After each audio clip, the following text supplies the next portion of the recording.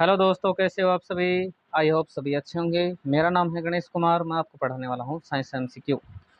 आज का हमारा चैप्टर रहेगा हमारे आसपास के पदार्थ। मैंने इस चैप्टर से 30 एमसीक्यू लिए है, जिसमें लगभग पूरा चैप्टर कवर हो जाएगा।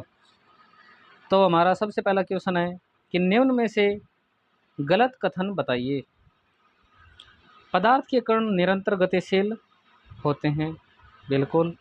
पदार्थ के कण एक दूसरे को प्रतिकर्षित करते हैं। ये गलत जवाब है, क्योंकि पदार्थ के कण हैं वो एक दूसरे को आकर्षित करते हैं। इसी कारण ये पदार्थ की अवस्था में पाया जाता है। अगर एक दूसरे को प्रतिकर्षित करेंगे तो इसके कण क्या है, बिखरे बिखरे रहेंगे, तो ये पदार्थ बना ही नहीं पाएगा। पदार्थ के कणों के बीच रिक्त स्थान होता है। पदार्थ के कणों के बीच रिक्त स्थान होता है, यह बात भी सही है, क्योंकि जब हम नींबू पानी बनाते हैं तो उसमें शर्करा के कण हैं वो जल के कणों के बीच अच्छी तरह व्यवस्थित हो जाते हैं। इसका मतलब हमने क्या लगाया कि पदार्थों के कणों के बीच जो रिक्त स्थान है उसी में जाकर ये शर्करा के कण व्यवस्थित हो जाते हैं। इसका मतलब क्या है, पदार्थ के कणों के बीच रिक्त स्थान होता है। तो हमारा इसमें उत्तर रहेगा सेकंड। अब हम देखते हैं सेकंड क्वेश्चन। पदार्थ की किस अवस्था में सर्वाधिक गतिशीलता पाई जाती है। अब कौन सी ऐसी अवस्था है जिसमें कणों के बीच क्या है, कणों में सर्वाधिक गतिशीलता पाई जाती है। यह है गैस, क्योंकि गैस के कण है वो बिल्कुल दूर दूर होते हैं। इसका मतलब ये गति करने के लिए क्या है, स्वतंत्र है, आकर्षण बल भी कम पाया जाता है। इसका मतलब गैस के कण सर्वाधिक गतिशील होते हैं।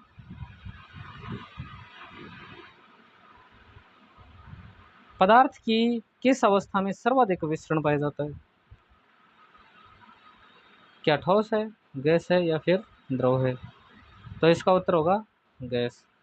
विसरण क्या है, सबसे पहले हम जानेंगे कि विसरण क्या है। कोई भी पदार्थ उच्च सांद्रता से निम्न सांद्रता की ओर गति करता है, जब तक कि पदार्थ की जो सांद्रता है वो क्या ना हो जाए, बराबर ना हो जाए। अब मैंने यहाँ पर ठोस लिया है, ठोस पदार्थ लिया है, मान लो यहाँ पर जो कि ठोस पदार्थ कम है। अब ये यहाँ पर विसरण कर पाएगा।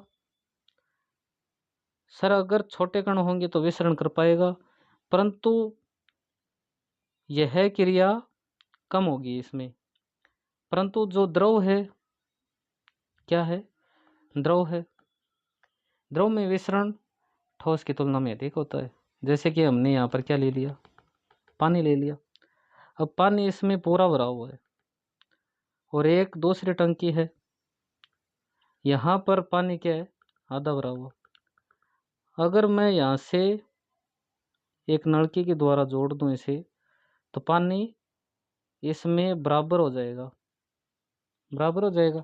इसका मतलब जब तक कि सांद्रता बराबर ना हो जाए विसरण की क्रिया चलती रहती है।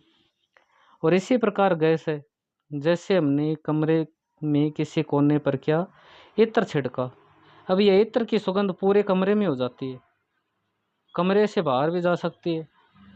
मतलब कि विसरण क्या हुआ, सर्वाधिक। यह क्योंकि इनके गैस के कणों में गतिशीलता सर्वाधिक पाई जाती है, इसका मतलब विसरण भी सर्वाधिक पाया जाता है। ठीक है।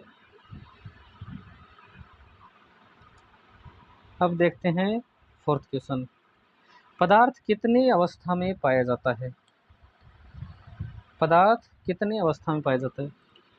देखो, हम सामान्य रूप से देखें जिसके अध्ययन हम इस चैप्टर में करते हैं वो है 3 अवस्थाएं। कितनी है, 3 अवस्था। ठोस, गैस और द्रव है। परंतु पदार्थ की 2 अवस्थाएं और हैं। कौन कौन सी। चौथी अवस्था है प्लाज्मा और 5वीं अवस्था क्या है, BAC, बोस-आइंस्टीन कंडेंसेट। तो पदार्थ कितनी अवस्था में पाया जाता है, पदार्थ 5 अवस्थाओं में पाया जाता है। ठीक है।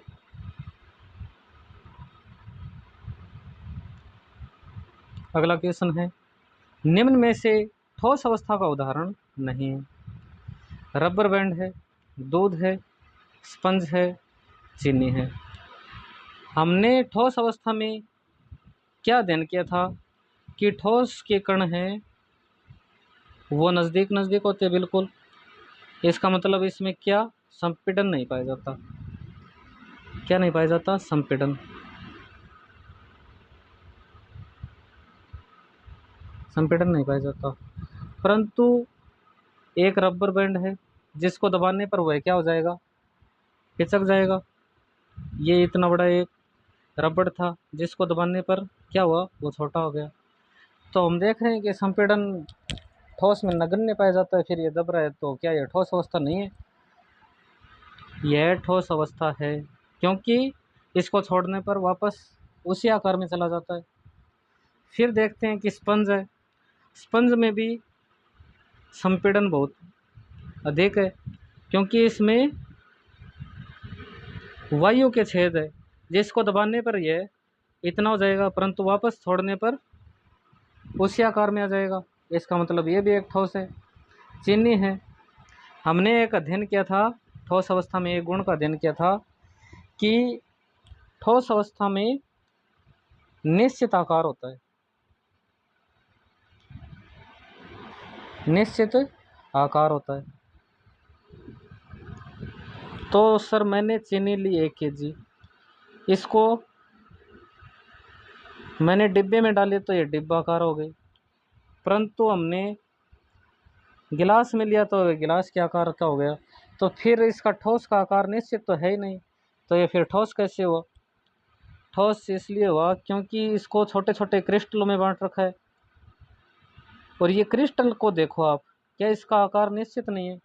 सर निश्चित है। इसका मतलब चीनी भी ठोस है, स्पंज भी ठोस है, रबर बैंड भी ठोस है, परंतु दूध क्या है? द्रव अवस्था का उदाहरण है। ठीक है। अब देखते हैं छठा क्वेश्चन, पदार्थ की किस अवस्था में संपीड़न सबसे कम पाया जाता है? अब पदार्थ की कौन सी ऐसी अवस्था है जिसमें संपीड़न सबसे कम पाया जाता है? संपीड़न क्या होता है कि दबाव देकर पदार्थ के कणों को क्या नज़दीक नज़दीक लेकर आना। अब ये ठोस है, इसके कण तो पहले से इतने नज़दीक है। ये द्रव है, इसके कण थोड़े दूर है, और एक गैस है जिसमें कण और भी दूर दूर है। अब आप अनुमान लगा सकते हो कि कणों को नज़दीक लाना है तो किस में सबसे कम संपीड़न पाया जाएगा?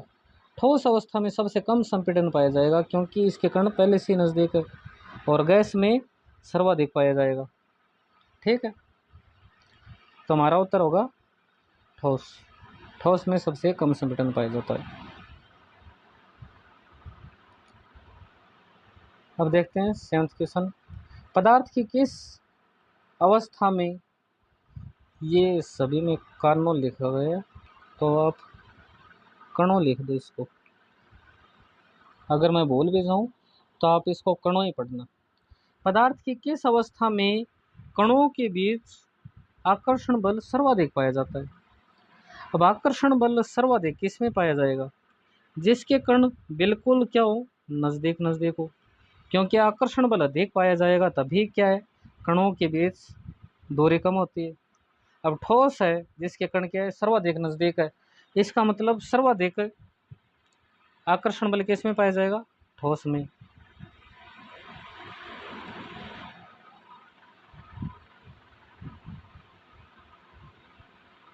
निम्न में से किसका आयतन निश्चित होता है? अब आयतन निश्चित किस किस का होता है? जैसे कि ठोस है, ठोस का आयतन क्या है? निश्चित है। द्रव का आयतन भी क्या है? निश्चित है। बल्कि जो गैस है, गैस का कोई भी आयतन निश्चित नहीं है। जैसे मैंने एक डिब्बा लिया, इसमें मैंने 1 kg गैस डाल दी, वो भी क्या है? पूरे सिलेंडर में या फिर पूरे डिब्बे में फैल जाएगी। अब मैंने 2 kg ली, 2 kg भी पूरी फैल जाएगी। तो मैं इस डिब्बे से इसका क्या आयतन निश्चित कर सकता हूँ कि इस डिब्बे में 2 kg ही गैस आएगी। इसमें 3 kg भी आ सकती है, 4 kg भी आ सकती है, जो कि फिर भी पूरे डिब्बे को कवर रखेगी। इसका मतलब आयतन क्या, गैस का निश्चित नहीं होता है। तो हमारा क्वेश्चन है कि किसका आयतन निश्चित होता है, द्रव का और ठोस का आयतन निश्चित है। इसका मतलब ए और सी, हमारा उत्तर होगा ए और सी।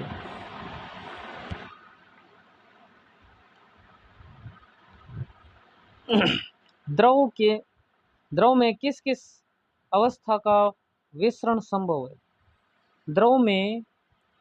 द्रव का विसरण भी संभव है, गैस का विसरण भी संभव है और ठोस का विसरण भी संभव है। इसका मतलब सभी का विसरण संभव है।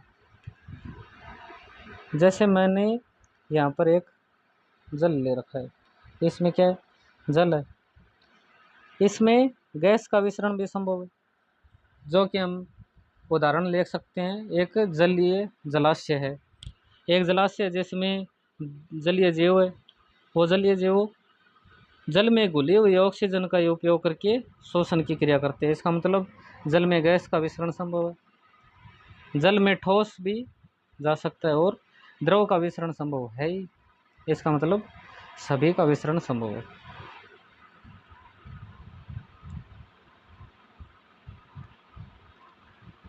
निम्न में से किस अवस्था में आकार निश्चित नहीं होता? किस अवस्था में आकार निश्चित नहीं होता? ठोस का आकार निश्चित होता है और द्रव और गैस का आकार निश्चित नहीं होता, क्योंकि द्रव को किसी भी बर्तन में डालने पर वह उसी का आकार ले लेता है। उसी प्रकार गैस है, गैस भी जिस बर्तन में डालते हैं उसी का आकार ले लेता है। केवल ठोस का आकार निश्चित होता है। हमारे यहाँ नहीं पूछा है, तो नहीं में डी उत्तर आएगा। ठीक है।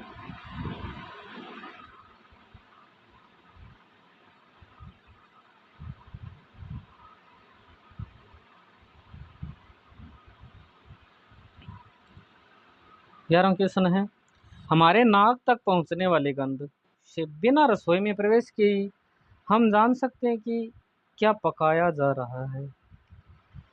यह किस कारण संभव है? मैंने थोड़ी देर पहले आपको क्या पढ़ाया था, विसरण पढ़ाया था। अब मैंने यहाँ पर एतर छिड़क दिया, जिसके कारण पूरे कमरे में फैल जाती है, बाहर भी जा सकती है। ये गैस के कण सभी जगह विचरण करेंगे।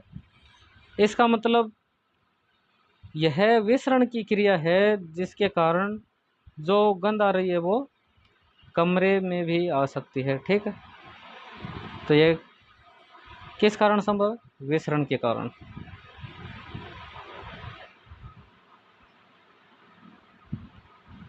पदार्थ की अवस्था को किस प्रकार बदला जा सकता है? अब एक पदार्थ है ठोस, एक है द्रव, एक है गैस।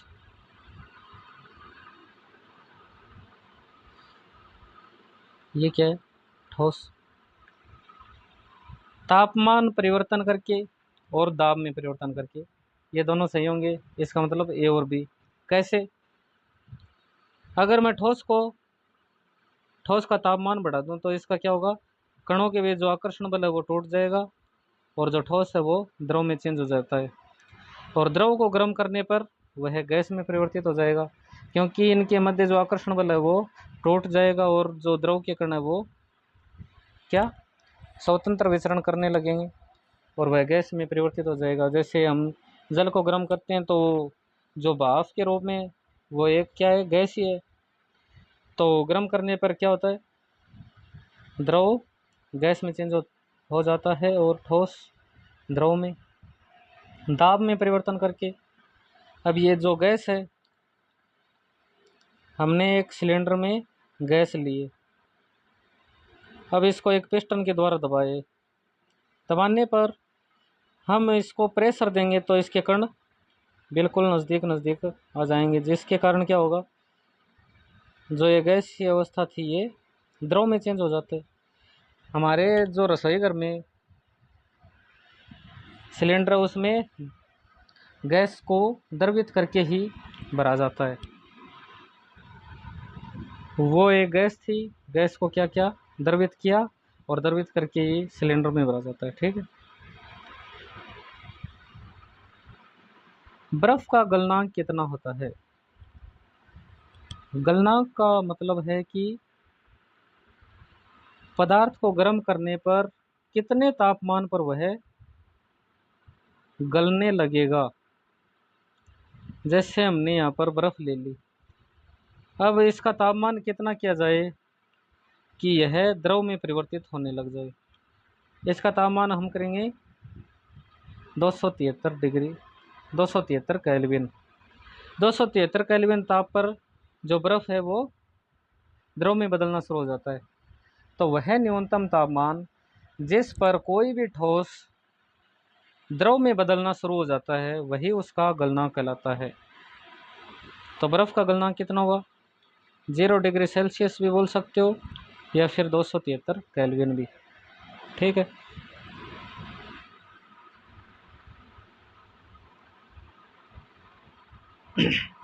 जिस न्यूनतम तापमान पर ठोस पिघलकर द्रव बन जाता है वह इसका कहलाता है, अभी अभी बताया था, गलनांक कहलाता है। ठीक है। जिस न्यूनतम तापमान पर द्रव उबलने लगता है वह इसका कहलाता है। गलनांक देख लिया, अब देखते हैं क्वथनांक क्या है। हमने यहाँ पर क्या लिया, वाटर लिया। अब वाटर को मैंने जैसे ही गर्म किया तो एक अवस्था ऐसी आएगी कि यह उबलने लग जाएगा,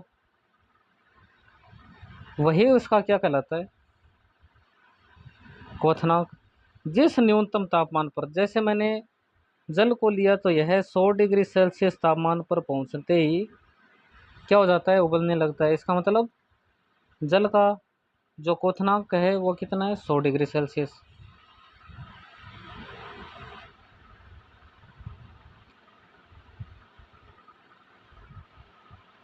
ठोस अवस्था सीधे ही गैस अवस्था में बदलने लगता है। इस प्रक्रिया को क्या कहते हैं? कोई पदार्थ, कुछ पदार्थ ऐसे होते हैं जो कि ठोस अवस्था से सीधे ही गैस अवस्था में चेंज हो जाते हैं। जैसे हमने क्या लिया, बर्फ लिया। बर्फ को गर्म करने पर वह पहले द्रव में चेंज होगा, द्रव में चेंज हो गया।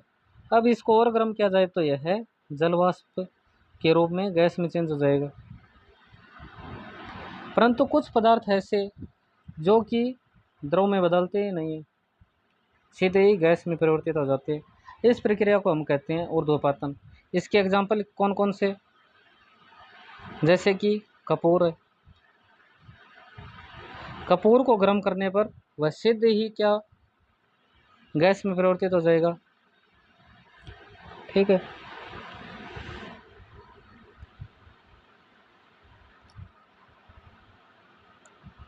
17वां क्वेश्चन है, गैस का द्रव में बदलना क्या कहलाता है? निक्षेपण, ऊर्ध्वपातन, सॉरी ये निक्षेपण 2 बार लिखा गया, और संघनन। ऊर्ध्वपातन हमने देखा ही था कि सीधे ही गैस में परिवर्तित हो जाना, ठोस का सीधे गैस में परिवर्तन हो जाना क्या कहलाता है, ऊर्ध्वपातन। निक्षेपण क्या कहलाता है? गैस से सीधे ठोस में परिवर्तित हो जाना निक्षेपण कहलाता है। और जो संघनन है वो गैस का द्रव में बदलना क्या कहलाता है, संघनन कहलाता है। ठीक है। चलो अगला क्वेश्चन देखते हैं। ठोस का द्रव में बदलना क्या कहलाता है? ठोस का द्रव में बदलना, मैंने यहाँ पर ठोस लिया, ठोस को गर्म किया, जो कि अब क्या, द्रव में चेंज हो गया, यह क्या कहलाता है?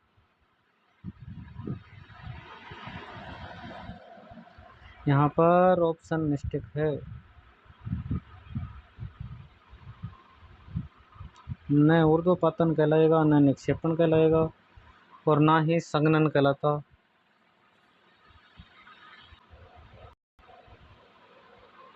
इसका उत्तर होगा संकलन। क्या होगा? ठोस का द्रव में बदलना क्या कहलाता है, संकलन। अगला क्वेश्चन देखते हैं, गैस का द्रव में बदले बिना ही सीधे ही ठोस में बदल जाना क्या कहलाता है? ये मैंने बताया था, निक्षेपण कहलाता है। चलिए सभी अवस्था परिवर्तन देख लेते हैं। जैसे कि ये क्या है, गैस है, ये है ठोस और ये है द्रव। अब गैस का सीधे ही ठोस में परिवर्तित होना क्या कहलाएगा? निक्षेपण कहलाता है। क्या कहलाएगा? निक्षेपण। और जो ठोस है वो सीधे ही गैस में बदल जाता है, उसको कहते हैं ऊर्ध्वपतन। ऊर्ध्वपतन। जो गैस है वो द्रव में बदलने को क्या कहते हैं? संघनन। संघनन कहलाता है। और द्रव का गैस में बदलना, द्रव को गैस, ये है वाष्पीकरण।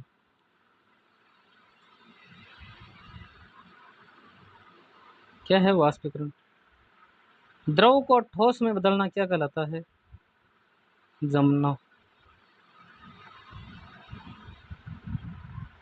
और ठोस का द्रव में बदलना संकलन। ठीक है, समझ में आ गया। अब देखते हैं अगला क्वेश्चन, केल्विन को डिग्री सेल्सियस में बदलने के लिए क्या करना पड़ता है? सबसे पहले हम जानेंगे कि जो 0 डिग्री सेल्सियस पर जो तापमान है वह किसके बराबर है? 273 केल्विन के बराबर है। अब कोई भी तापमान हो तो अगर 0 डिग्री सेल्सियस है इसका मतलब 273 केल्विन है। अब आपको कोई तापमान दे दें कि 273 केल्विन है, इसको आप डिग्री सेल्सियस में परिवर्तित करो, तो आप क्या करोगे कि यह 0 आ जाए। सर इसको 273 माइनस कर देंगे इसमें से, जिससे क्या आ जाएगा? 0 डिग्री सेल्सियस आ जाएगा। अब आपको कोई भी केल्विन में तापमान दे दे, जैसे 373 केल्विन है, तो इसको आप डिग्री सेल्सियस में परिवर्तित करने के लिए क्या करोगे? 273 माइनस कर दोगे।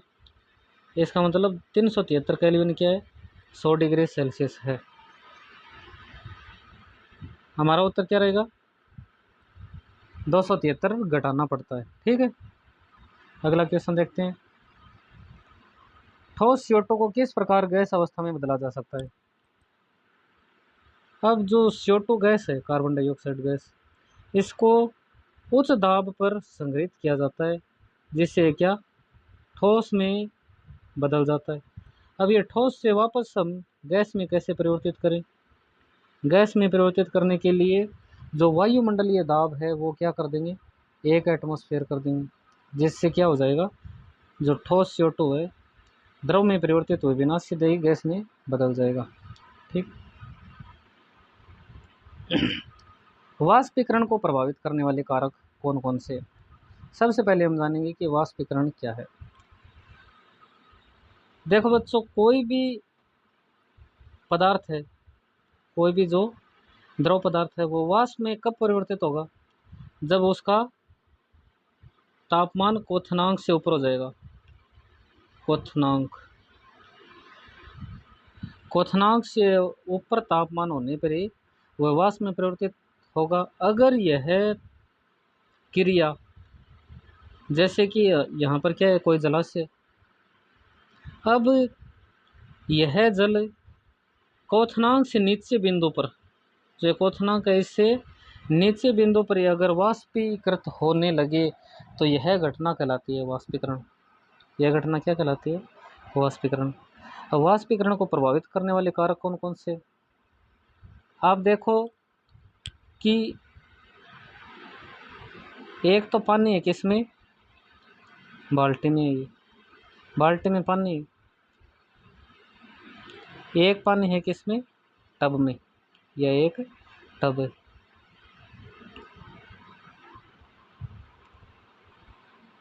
अब वाष्पीकरण होता क्यों है? क्योंकि जो सतह पर क्या है, जो जल के कण है, इनके पास अति उच्च ऊर्जा आ जाती है, जिसके कारण ये कण क्या होते हैं? स्वतंत्र होकर वाष्पीकृत हो जाते हैं। अब सबसे ज़्यादा वाष्पीकरण इसमें होगा या फिर इसमें होगा? जहाँ पर क्षेत्रफल अधिक होगा वहाँ पर वाष्पीकरण अधिक होगा, क्योंकि यह एक सतह की प्रक्रिया है। सतह के जो सिर्फ सतह वाले कण है ना, इनके पास अधिक ऊर्जा आएगी, जिसके कारण ये वाष्पीकृत हो जाते। अब सतही क्षेत्रफल बढ़ा दे, उसी प्रकार क्या होगा, वाष्पीकरण की गति अधिक होगी। तो वाष्पीकरण को प्रभावित करता है सतही क्षेत्रफल, क्या आर्द्रता प्रभावित करती है। अब ये जो जल के वाष्प है ये वातावरण में जा रही है, अगर यहाँ पर पहले से अधिक आर्द्रता हो तो आर्द्रता अधिक पहले से हो तो वाष्पीकरण की जो दर है वो क्या हो जाती है, कम हो जाती है आर्द्रता होने के कारण। इसका मतलब आर्द्रता भी प्रभावित करती है। तापमान प्रभावित करता है, तापमान अधिक होगा तो जो सतह पर कण है, जो सतह पर जो कण है उनके पास ऊर्जा अधिक आएगी, और ऊर्जा अधिक आएगी तो वाष्पीकरण की दर बढ़ जाएगी। इसका मतलब तापमान भी प्रभावित करता है। तो हमारा उत्तर रहेगा ऑप्शन डी, सभी।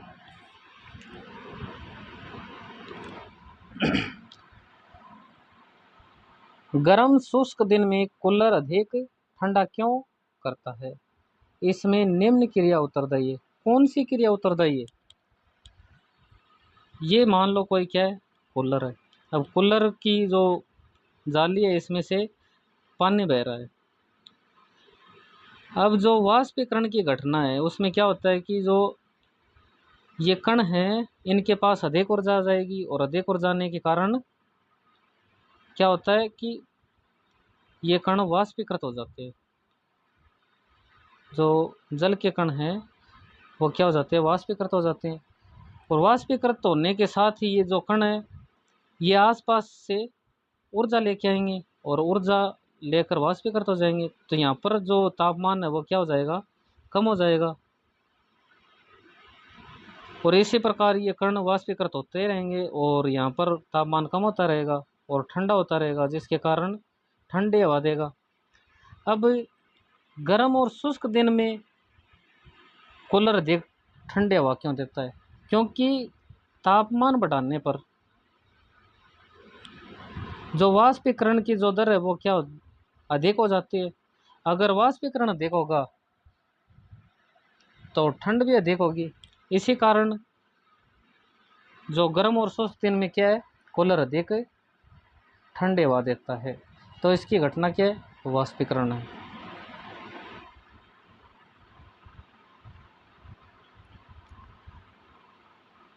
गर्मियों में घड़े का जल ठंडा किस कारण होता है? अब ये मान लो कोई घड़ा है, क्या ये घड़ा है। अब इसके चारों ओर क्या है, जो पानी है ना, इस घड़े में छेद होने के कारण जो पानी है वो क्या होता रहता है, वाष्पीकृत होता रहता है। और यहाँ से जो ऊर्जा लेकर ये कण जा रहे हैं तो यहाँ पर जो ऊर्जा है वो कम हो जाएगी, और कम होने के कारण घड़े में पानी ठंडा रहता है। ठीक है, तो यह है किस घटना पर आधारित है, वाष्पीकरण की घटना पर आधारित है। ठीक है, एसीटोन या पेट्रोल या फिर इत्र डालने से हमारी हथेली ठंडी किस कारण होती है? यह घटना भी एक वाष्पीकरण की घटना है। कैसे? जैसे मान लो हथेली पर हमने क्या डाला, एसीटोन डाल लिया। ये हमारी एक हथेली मान लो, हथेली पर हमने एसीटोन डाला। अब ये एसीटोन क्या है, सीधी गैस में परिवर्तित हो रही है। ये जो ऊर्जा आ रही है इनके पास, ऊर्जा आने से जो ये कण है वो वाष्पीकृत होते हैं। हाथ से ऊर्जा लेंगे और वाष्पीकृत हो जाएंगे, हाथ से ऊर्जा लेंगे और वाष्पीकृत हो जाएंगे। इस प्रकार हाथ पर क्या हो जाएगी, जो ऊष्मा है वो कम हो जाएगी और हाथ ठंडा हो जाता है। तो यह भी वाष्पीकरण की घटना है।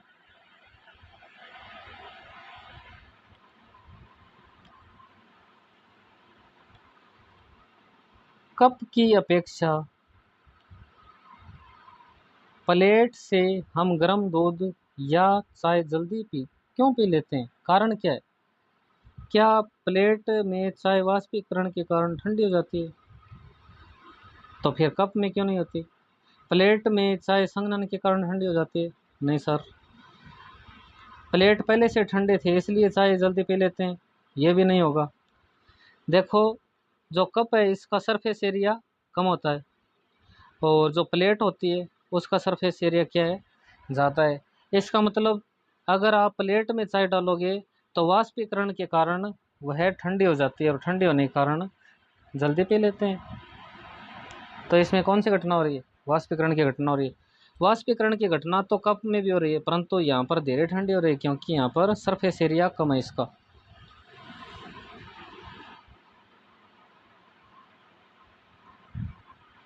फ्लोरोसेंट ट्यूब में विद्युत का प्रवाह करने पर पदार्थ की किस अवस्था का निर्माण होता है, तो यह प्लाज्मा अवस्था का निर्माण होता है।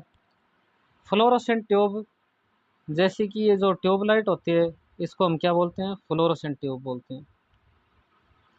इसमें क्या होता है कि हीलियम या फिर अन्य कोई गैस भरी होती है।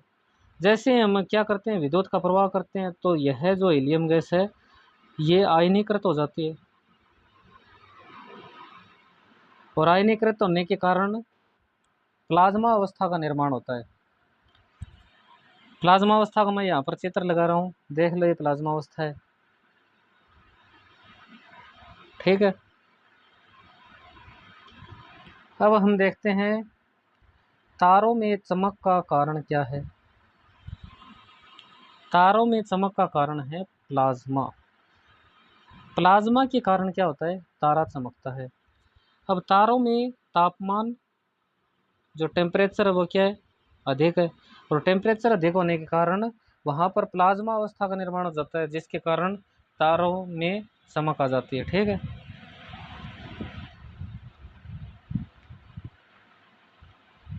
बीसी बेसी प्राप्त बेसे जो एक अवस्था है, पांचवी अवस्था, यह है पदार्थ की पांचवी अवस्था है। बोस आइंस्टीन कंडेंसेट, कौन सी अवस्था है, बोस आइंस्टीन कंडेंसेट अवस्था है। इसको प्राप्त करने के लिए किस वैज्ञानिक को नोबेल पुरस्कार मिला है, तो ये है सत्येंद्रनाथ बोस या फिर अल्बर्ट आइंस्टीन या फिर वोल्फगैंग कैटरले। तो इसका उत्तर होगा सी, वोल्फगैंग कैटरले। इनके साथ दो वैज्ञानिक और थे जिनको 2001 में क्या नोबेल पुरस्कार मिला बीएससी अवस्था प्राप्त करने के लिए, परंतु इसका नाम बोस आइंस्टीन कंडेंसेट अवस्था कैसे, क्योंकि सबसे पहले बीएससी अवस्था के लिए जो कुछ भी गणना थी वो किसने की, सत्येंद्रनाथ बोस, ये भारत के वैज्ञानिक है। और आइंस्टीन ने इन गणनाओं को आधार मानकर बीएससी अवस्था की क्या की थी, भविष्यवाणी की थी, भविष्यवाणी की थी, ठीक है। धन्यवाद पूरी वीडियो देखने के लिए। हमारे 23 के 23 MCQ आज पूरे हो गए हैं। अब मिलेंगे अगली वीडियो में। धन्यवाद, जय हिंद, जय भारत।